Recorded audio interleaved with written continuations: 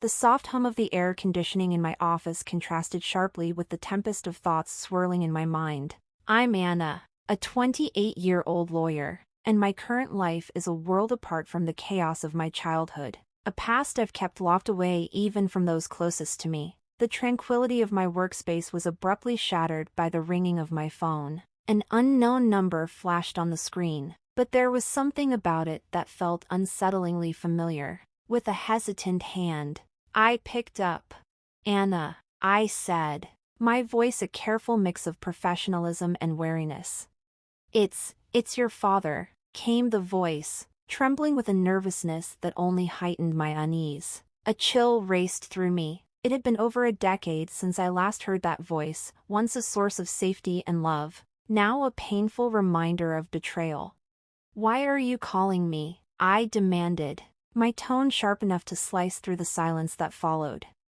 "I'm in trouble, Anna," he replied, desperation creeping into his voice. "Financially. I need your help." The crack in his voice sparked a wave of resentment within me.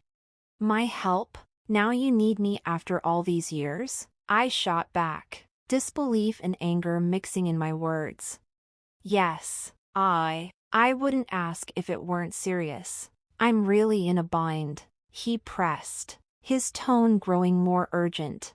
"You stopped being my father a long time ago. You can't just call me now and expect assistance," I stated coldly, my voice unwavering. There was a long pause on the line, an unbearable silence that felt like an insurmountable gulf between us.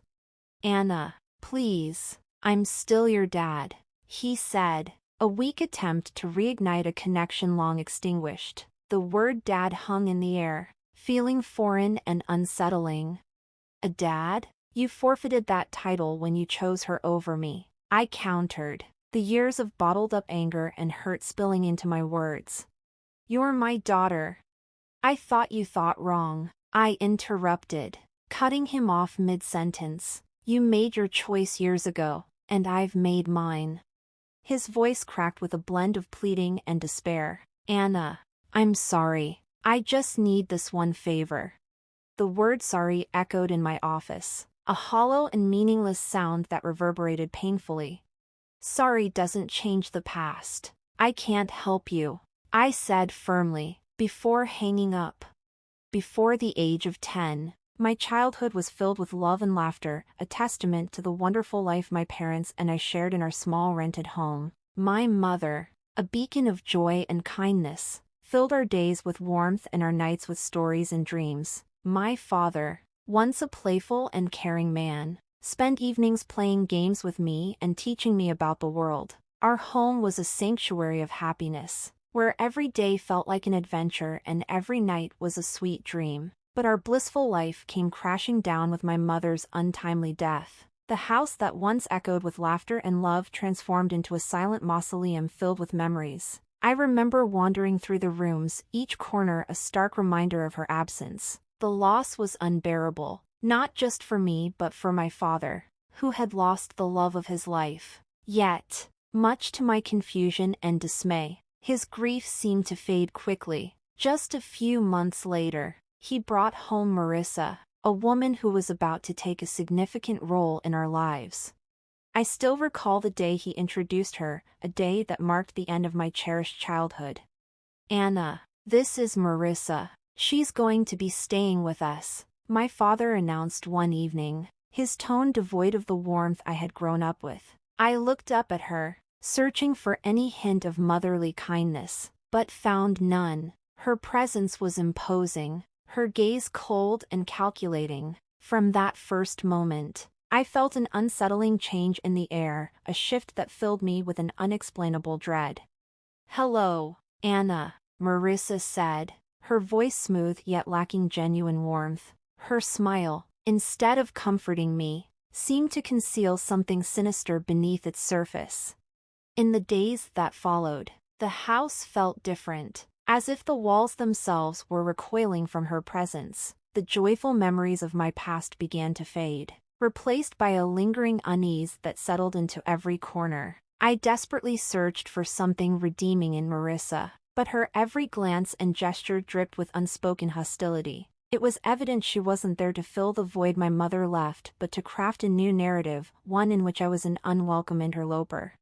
As I watched her navigate our home, a place that once felt safe and happy, I sensed that her arrival heralded something ominous. The way she looked at me, with eyes that concealed more than they revealed, offered little hope for the future.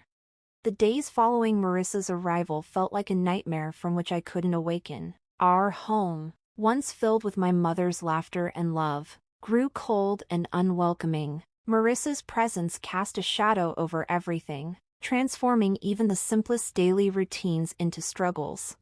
One morning, as I sat down for breakfast, I noticed my food had an unusual saltiness. "Marissa, did you add too much salt?" I asked hesitantly. "Oh, did I? It must have been an accident. Just eat it, Anna. Don't be so picky," she replied dismissively, her tone laced with mockery. The spiteful incidents grew more frequent. I remember one day finding my favorite dress ruined after laundry. "Marissa, my clothes are all faded. What happened?" I asked, holding up the now unwearable fabric. She glanced at it, shrugging nonchalantly. "Maybe the washing machine is acting up, or perhaps it's time to stop wearing such childish clothes." Frustration surged within me, but I knew arguing would only escalate the situation. Feeling helpless, I turned to my father, hoping he would see through her facade. "Dad, Marissa is ruining my things. She's always mean to me," I exclaimed one evening, my voice trembling with a mix of anger and sadness. His response was far from what I had hoped for. "Anna, you're imagining things. Marissa is trying her best to fit into our family. Stop causing trouble," he said sternly, his words slicing deep. "But Dad, it's the truth," I protested, but he refused to listen. "That's enough, Anna. I don't want to hear any more of your accusations," he snapped, his voice rising with anger. Each day felt like a battle, navigating Marissa's hostility and my father's indifference. The home that once felt like a sanctuary now resembled a prison. I started spending more time in my room, seeking refuge from the constant tension that hung in the air. Living in that house of horrors, I felt utterly alone and misunderstood. The warmth and happiness that once filled those walls were replaced by fear and anxiety. I often found myself longing for the past, for the times when my mother's smile could light up the entire room, a stark contrast to the darkness that now lingered in every corner. Living with Marissa became a daily ordeal of evasion and endurance. Her hostility escalated from verbal jabs to physical abuse, starting subtly with pinches on my arm or twisted stomach grabs, always in places easily concealed beneath my clothes. The sharp pain was a cruel reminder of my helplessness in her presence. I devised strategies to avoid her, staying constantly alert to her whereabouts in the house. I'd take long routes to my room or wait until she was preoccupied before I moved around. Yet there were times when she caught me off guard, and those moments always ended in some form of pain.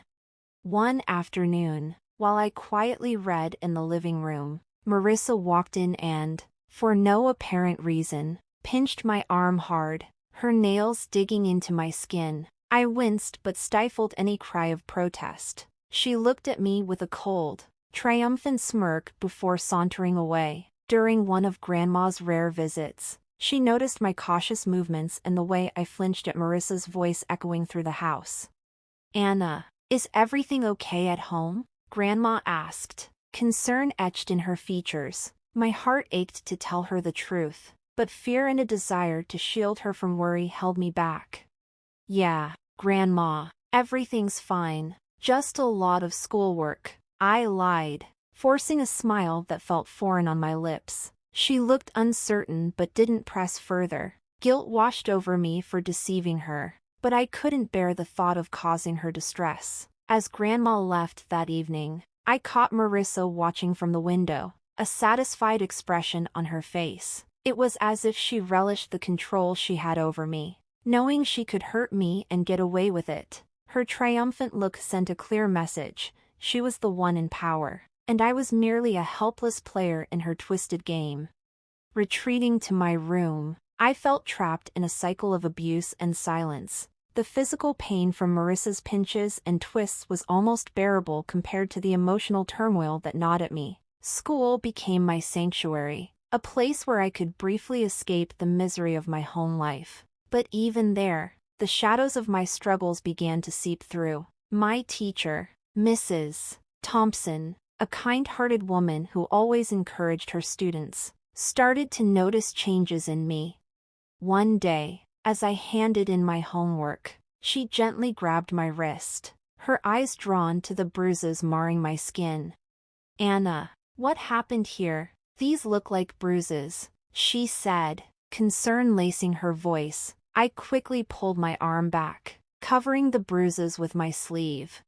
"It's nothing, Mrs. Thompson. I just fell while playing," I lied, avoiding her gaze. Mrs. Thompson's expression told me she wasn't convinced. "Anna, if there's something wrong or if someone is hurting you, you can tell me. It's important to speak out," she urged, her eyes searching mine for the truth. I wanted to confide in her, to share everything about Marissa and the constant fear I lived with, but the words wouldn't come. Instead, I forced a smile. "Really, Mrs. Thompson, I'm fine. It was just a silly accident." She gave me a long, thoughtful look before nodding slowly. "All right, Anna, but remember, my door is always open. You're not alone," she said, offering me a reassuring smile. I nodded, feeling a lump form in my throat. Her kindness made it even more difficult to maintain the facade that everything was okay. As I walked home that day, Mrs. Thompson's words echoed in my mind. I felt a mix of gratitude for her concern and a profound sense of loneliness from carrying my burdens alone. The thought of revealing the truth about my life at home terrified me. I feared the consequences, what Marissa might do if she found out I had told someone. That night at dinner, I was quiet, lost in thought about Mrs. Thompson's offer to help. Marissa noticed my silence. "Why so quiet tonight, Anna? Cat got your tongue?" she asked, mocking me. I just shook my head and continued eating, trying to make myself as small and unnoticeable as possible. Later, as I lay in bed, the reality of my situation felt more overwhelming than ever. Mrs. Thompson's concern had shown me that people cared, yet the fear of revealing the truth kept me silent. I was caught in a desperate balancing act between the need to confide in someone and the fear of Marissa's retaliation. The day Mrs. Thompson decided to involve my father filled me with anxiety and dread. I sat in the principal's office, fidgeting nervously, my mind racing with fear about how my father would react. When he finally arrived, his face was stern, a mix of irritation and embarrassment flickering in his eyes. "What's this about, Anna? Why am I being called to your school like this?" he demanded, his voice sharp as he walked in. I glanced at Mrs. Thompson, seeking a semblance of support. Swallowing hard, I tried to find my voice. "Dad." Mrs. Thompson saw. She saw the bruises. I stammered, feeling the weight of his gaze. Before I could explain further, he interrupted, anger radiating from him. "Bruises? What are you talking about? Are you making up stories again?" Mrs. Thompson stepped in, her tone firm yet calm. "Mr. Smith, I'm concerned about Anna's well-being. The bruises on her arm don't seem accidental. We need to address this." My father's face turned a shade darker with anger. "She's perfectly safe at home. Anna, are you spreading lies about our family?" I felt my heart sink as he turned toward me. Disappointment etched across his face. The tears I had been holding back spilled over.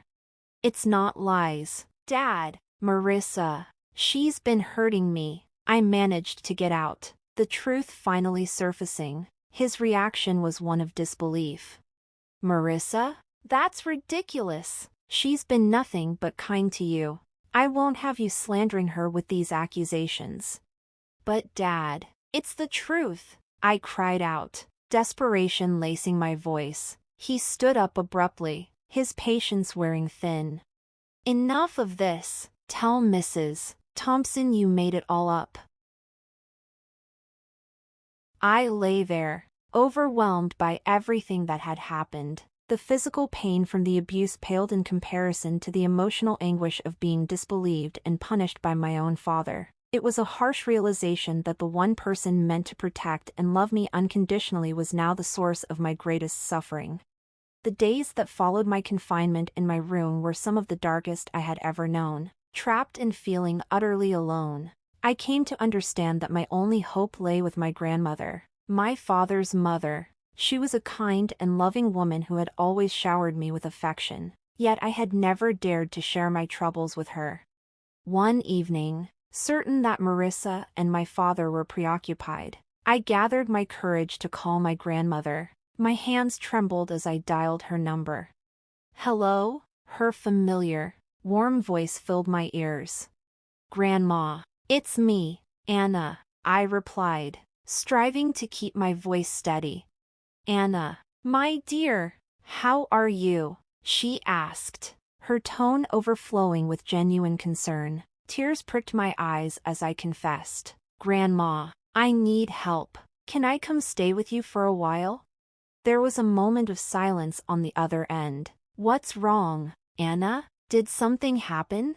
Taking a deep breath, the words spilled out in a rush. "It's Marissa. She's been hurting me, and Dad won't believe me. I don't know what to do." I could hear her concern sharpening as she quickly responded.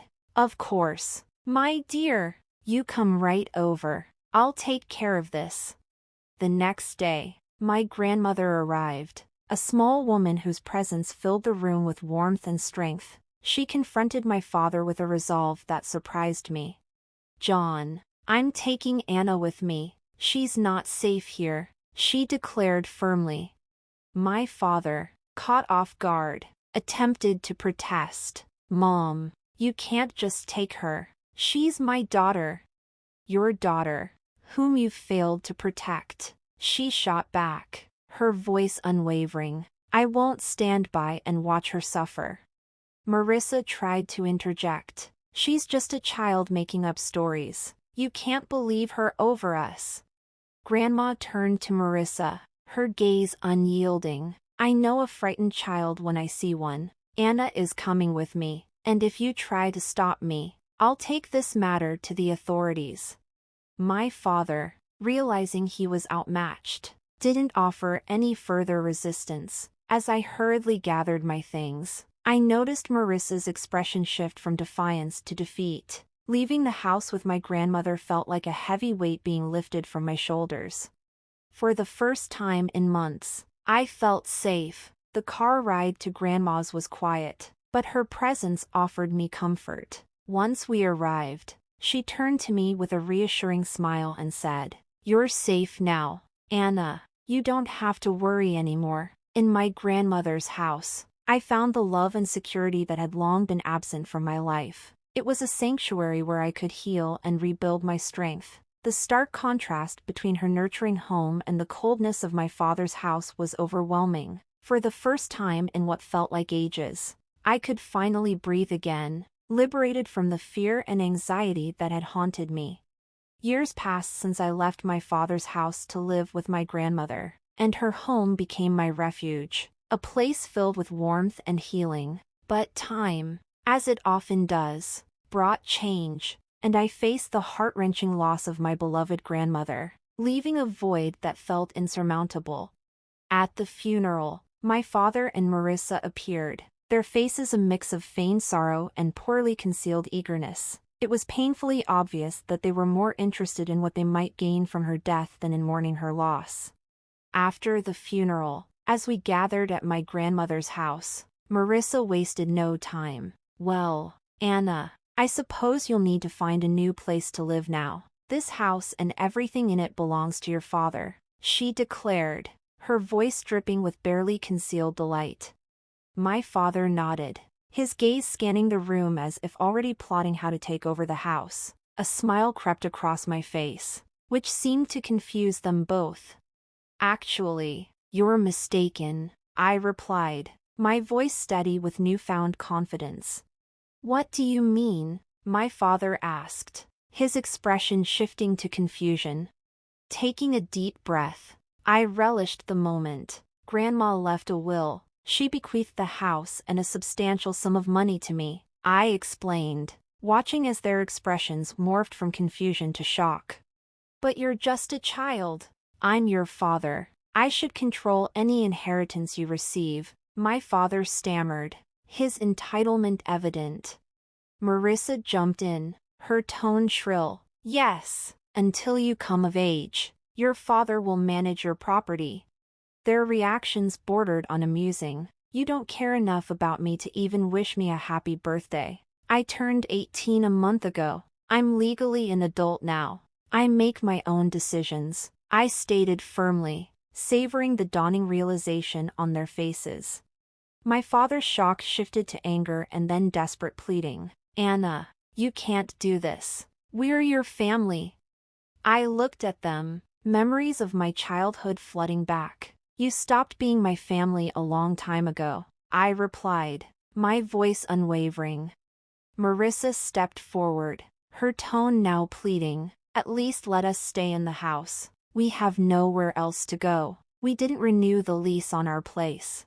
I shook my head. "This is my house now. You'll need to find somewhere else."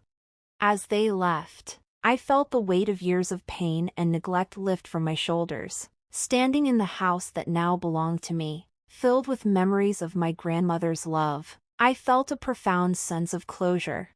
Echoes of the past lingered in my mind as I sat there, phone in hand, overwhelmed by a mix of emotions: anger, betrayal, and injustice. Yet, amid all that turmoil, I also felt a powerful sense of strength, a reminder of the resilience that had seen me through the darkest times.